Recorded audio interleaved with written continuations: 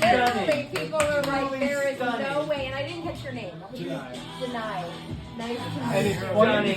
Hey yo! So this past Saturday, October the 14th, I had the unbelievably incredible pleasure of attending the Pod Meets World live show in Toronto. Kind of showed up to the show late, but better late than never. And yes, I went in this exact same outfit too. This is an outfit that was inspired by Sean's outfit in the episode, and then there was Sean, which makes sense because, you know, it's October, spooky season, and then there was Sean was the Scream episode. You see where I was going with that. Now, for those of you who are unaware, Pod Meets World is essentially a rewatch podcast starring 3 of the 4 main cast members of Boy Meets World. Danielle Fishel, who played Topanga, Will Friedle, who played Eric, and Ryder Strong, who played Sean. And honestly, because I'm trying to keep it short, that description doesn't even do it any justice because it's more than just a rewatch podcast. They've been going strong for a little over a year now, and to commemorate 30 years of Boy Meets World, they decided to take Pod Meets World on the road as part of their Kids Wanna Jump tour. When I found out that they were finally coming to Toronto, I had to snag tickets. Because for one thing, this is my favorite podcast involving some of my favorite people from one of my favorite shows of all time. Boy Meets World is incredibly important to me. And yes, I bought a VIP ticket because I wanted to see the show as close as I possibly could. And the show itself was phenomenal.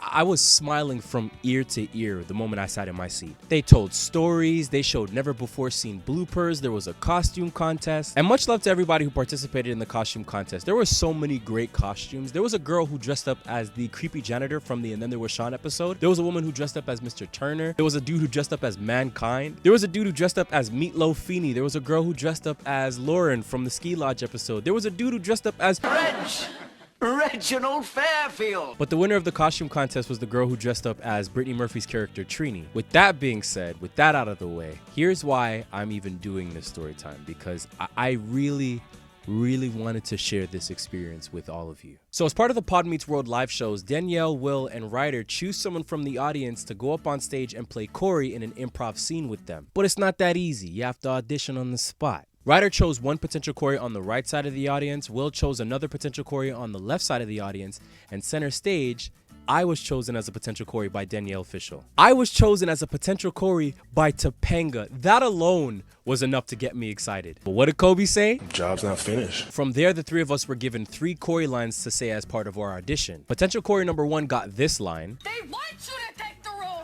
Potential Corey number 3 got this line. Underpants. And potential Corey number 2 got this line. If I had to dream up the perfect woman, she wouldn't even come close to you.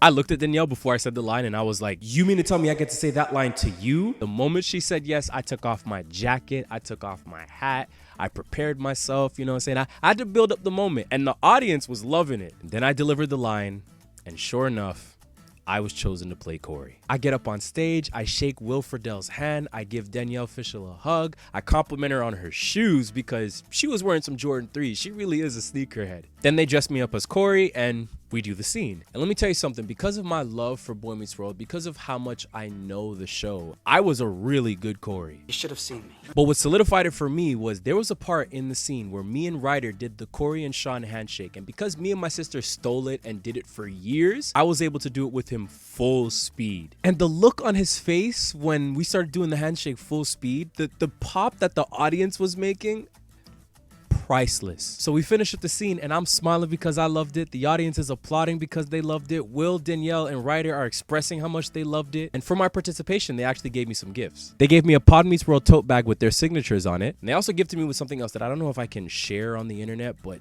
just know that it was awesome. If someone had told me 5 years ago that I would be doing an improv scene with the cast of Boy Meets World, I probably wouldn't have believed them. And to be honest with you, I didn't even expect that to happen. But I had such a great time, not just because I got to experience the show, not even just because I got to be a part of the show, but also because after the show, I got to meet them and tell them just how much Boy Meets World, Pod Meets World, and how much the 3 of them have impacted me. And all accounts of them are correct. They are some of the most genuine people that you'll ever meet. Although we weren't allowed to record anything from the show, it doesn't matter to me because this experience is one that I will cherish for the rest of my life. This is a story that I'm going to be telling to my kids and my grandkids. It feels good knowing that they know just how much they mean to me. And for that one night, because I was their Toronto Corey Matthews, they were a fan of me just as much as I'm a fan of them. Thank you, Pod Meets World, for the amazing experience.